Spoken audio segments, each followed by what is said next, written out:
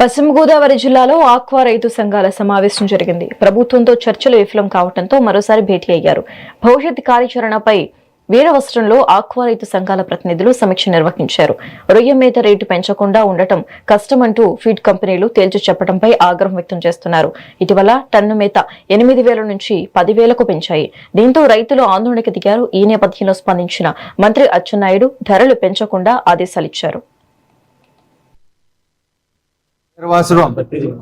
తులసి convention హాల్లో aqua రైతు సోదరులందరూ కూడా ఏదైతే ఇప్పుడు మేత ధర పెంచి అది వీరవాసరం ఆందోళనతో తాత్కాలిక నిలుపుదల జరిగి మొన్న అమరావతిలో కూడా రైతులు అప్సరా డైరెక్టర్లు ఫీడ్ ప్లాంట్ యజమానులతో జరిగిన మీటింగు విషయమై రైతులందరూ చర్చించుకుని ప్రస్తుతానికి మేత ధర ఆపారు. అటు ఫీడ్ ప్లాంట్లో కూడా మేము ఎట్టుపట్లో ముడి సరుకులు పెరిగినాయి కాబట్టి పెంచాలని చెప్పి అంటాం.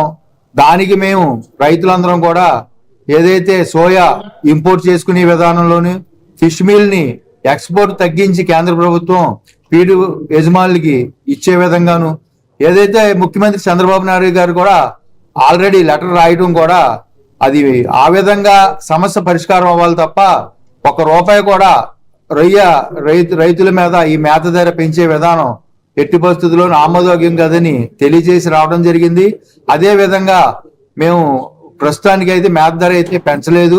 అదే విధంగా ఇలాంటి సమయాల్లో ఏదైతే ప్రభుత్వం ₹1 విద్యుత్ సబ్సిడీ ఇస్తానందో ఆ విద్యుత్ సబ్సిడీని వెంటనే అమలు చేయాలని చెప్పి కూడా మేము